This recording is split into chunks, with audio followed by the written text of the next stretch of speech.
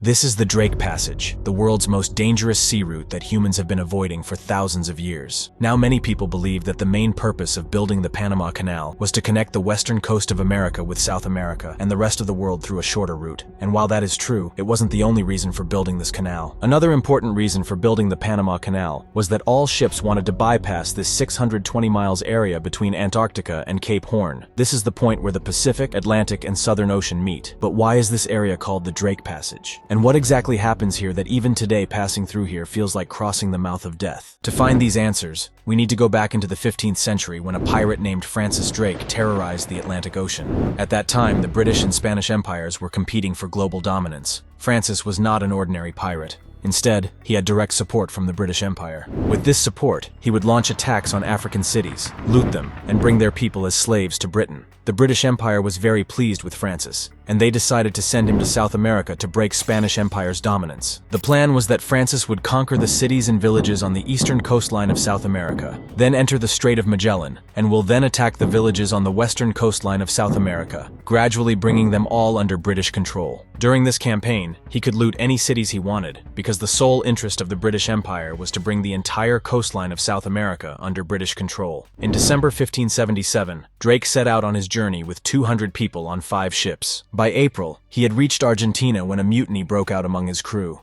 Drake executed about 40 of the rebels in Argentina, and then continued his journey on the remaining 3 ships. As he crossed the strait and entered the Pacific Ocean, a fierce storm hit, causing the 3 ships to lose sight of each other. The crew of one ship assumed that Drake might be dead, and decided to sail back to England. The second ship got separated in the storm and ended up in the Drake Passage, where it disappeared without a trace. Drake, while following this second ship, reached the edge of the Drake Passage. However, upon seeing the dangerous sea conditions, he understood that moving forward could only lead to death. At that time, no one knew what lay beyond this point, because the world map at that time was not like the map we have today. Drake turned his ship back and sailed towards the western coast of South America, looting along the western coastline until he reached San Francisco. He could not return to Britain because he was afraid that if he went back and accidentally got stuck in the area, he might not survive again. That's why this area was named the Drake Passage, because Drake was probably the first one to spot it, though he never actually crossed this area. Drake told his close companions that he believed there might be another world beyond the sea, or perhaps an island where no one had ever been before. The island that Drake was referring to was actually Antarctica. For centuries, humans had believed that there was a continent here. The ancient Greeks called it Terra Australis Incognita, meaning the unknown southern land, but no one had ever seen it with their own eyes.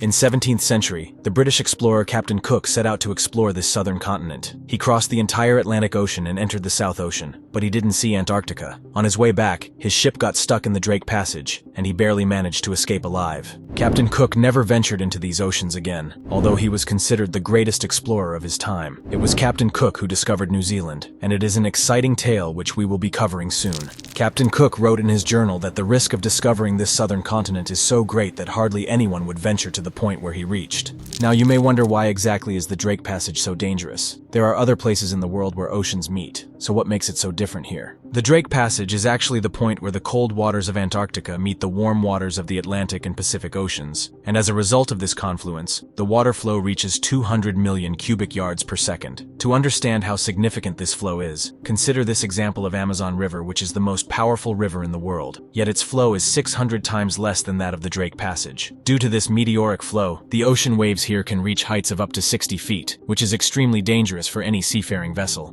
Due to the convergence of warm and cold waters, this area experiences frequent cyclones, and the temperature here can drop as low as -5 degrees Celsius because of the water coming from Antarctica. Furthermore, this point is also one of the most remote areas in the world. Right below this point is Antarctica, where no one lives, and right above this point is a dangerous ocean. So, if your ship gets stuck here by any chance, it means you are on your own. Realizing these dangers, Captain Cook warned the world to drop this idea of discovering the southern continent. But it's human nature that when we are warned about something, we are more inclined to search for it. And exactly this happened. In the early 20th century, there was a craze for explorations and discoveries everywhere.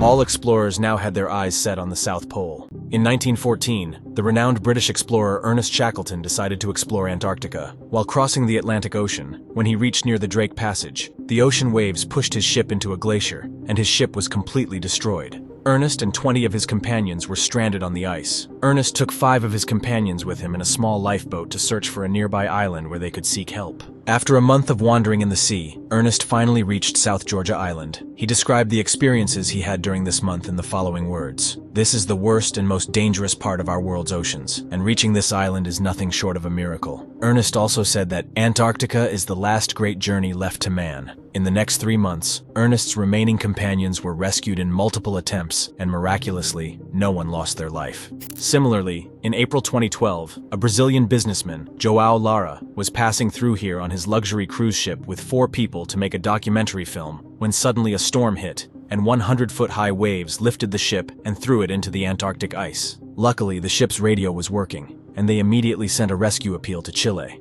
But the weather was so bad that it took the Chilean rescue team 4 days to reach there, but everyone was eventually rescued. In the past 10 years, many such incidents have occurred here. Although with the advent of modern sea vessels, accidents like those in ancient times have decreased, but still, all ships hesitate to pass through here, and they prefer to take the narrow route of the Strait of Magellan instead of the Drake Passage, even though the weather in the Strait of Magellan is also very unpredictable. Sometimes fog sets in, sometimes strong winds blow, and the weather becomes very cold. But still, compared to the Drake Passage, this route is considered safe. Before the Panama Canal was built, all commercial ships used to go to Western South America and North America through this route.